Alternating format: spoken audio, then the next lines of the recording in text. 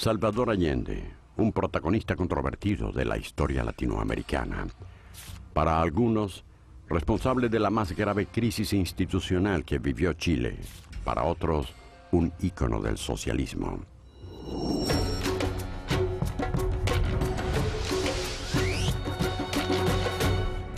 Como Salvador Allende, los héroes de la independencia latinoamericana, O'Higgins, San Martín y Bolívar, eran miembros de una logia, la Gran Reunión Americana, fundada por Francisco de Miranda.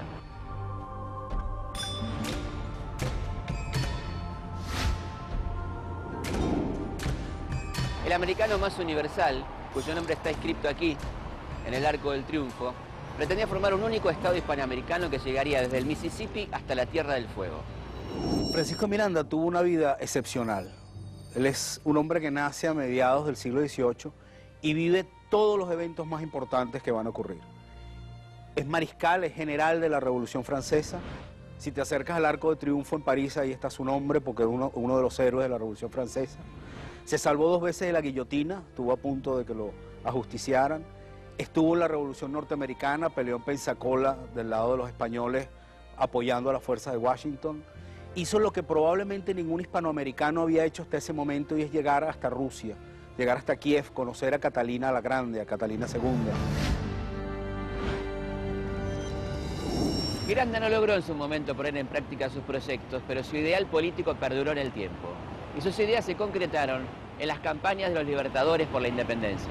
La influencia de Francisco de Miranda en el desarrollo de las ideas independentistas en América tienen que ver con las que un venezolano desarrolló hacia todos los líderes de América. Esa historia es común. Miranda tuvo la virtud de imaginar un continente políticamente unido, cohesionado y que tuviera un peso en el mundo.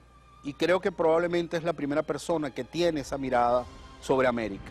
Francisco de Miranda murió en 1816, más precisamente un 14 de julio, el aniversario de la Revolución Francesa, la más importante del siglo XVIII.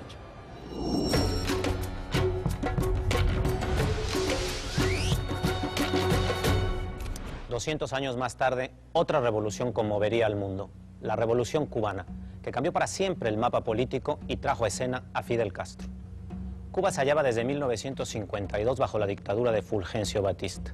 Fidel Castro estaba convencido de que la única salida para terminar con el régimen eran las armas, y así inició su camino revolucionario. Logra el éxito el 8 de enero de 1959, cuando él y sus hombres entran triunfantes a La Habana, derrocando a Fulgencio Batista. Fidel Castro reinventa una manera de hacer la guerra cuando no era un militar. Hay que recordar que Fidel Castro es abogado, ¿verdad? Por ejemplo, hoy tenemos la imagen de Che Guevara como el guerrillero, es el guerrillero heroico, pero Che Guevara no había disparado un tiro antes de conocer a Fidel Castro. Fidel Castro hace de él un guerrillero, ¿verdad? La entrada triunfal de Fidel Castro en La Habana abre una nueva etapa en la historia de la isla. Fidel ocupó primero el cargo de primer ministro y luego el de presidente, y permanecerá en el poder durante 49 años, a lo largo de los cuales dio infinidad de discursos. Las multitudinarias alocuciones de Fidel Castro en la Plaza Cubana de la Revolución son célebres, también por su longitud. Fidel tiene el récord del discurso más largo jamás pronunciado en las Naciones Unidas. Duró 4 horas y media y se inició con una promesa que no llegó a cumplir. Aunque tenemos fama de hablar largo, no se preocupen, haremos todo lo posible para ser breves.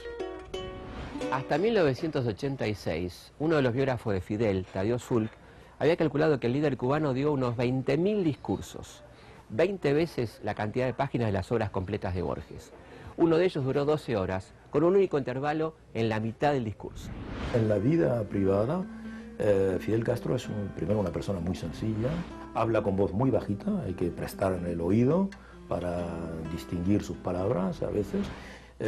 Habla mucho, eso sí, ¿verdad? Y es el que habla principalmente. Fidel Castro es de esos personajes que dramáticamente son poderosos, per se, independientemente de si es real o no. Ese ya es un personaje muy shakespeariano también. Fidel Castro despertó en el inicio, al triunfo de su revolución, una esperanza continental. Yo era un niño entonces, pero yo participé de ese entusiasmo. que abarcaba a las derechas y a las izquierdas, y a uno a los liberales. Parecía el sueño de Martí hecho realidad. Por desgracia, instauró un régimen totalitario absolutamente indefendible. Puedes estar o no de acuerdo con su misma forma de hacer política o no, pero es evidente que eso, tú no puedes hablar de la historia moderna del mundo sin referirte a este personaje, ¿no? Es inútil. Los protagonistas suelen ser personajes singulares en la vida y también en la muerte. Hombres que con su acción van hilvanando nuestra historia. Para algunos protagonistas de la historia, la educación fue determinante, como para Simón Bolívar. Para otros no fue así.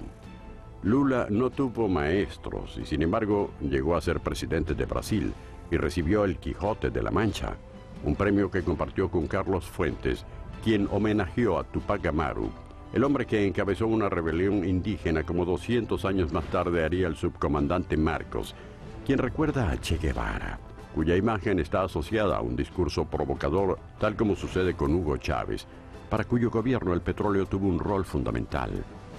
Como también lo tuvo para Lázaro Cárdenas en México, un líder populista como lo fue Juan Domingo Perón en Argentina, que representaría a los trabajadores, como también lo haría Emiliano Zapata cuando se puso al frente de la Revolución Mexicana y luchó hasta que fue muerto en Chinameca, aunque los campesinos no creen que su cuerpo descanse allí.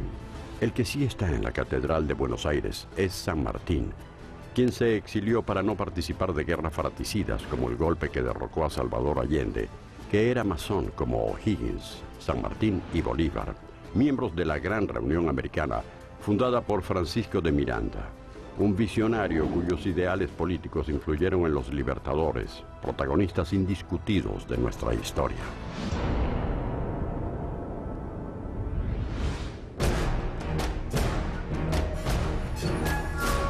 Es cierto, hay muchos tipos de protagonistas en la historia de América Latina. Algunos han construido su liderazgo a partir de sus maestros. O'Higgins, discípulo de Francisco de Miranda; Bolívar, alumno directo de Simón Rodríguez. Bueno, y hay otros protagonistas más contemporáneos que utilizaron referentes históricos como sus modelos. San Martín para Perón o Bolívar para Chávez. Hay un denominador común en todos estos hombres. Han leído correctamente su momento histórico y han actuado a la altura de las circunstancias. Y finalmente, hay protagonistas en los que se puede ver una continuidad histórica. Biografías que cruzan transversalmente el continente a lo largo de 200 años y sostienen el ideal de una única patria latinoamericana. Porque también en los ideales, sobre todo en los ideales, los latinoamericanos estamos inexorablemente unidos por la historia.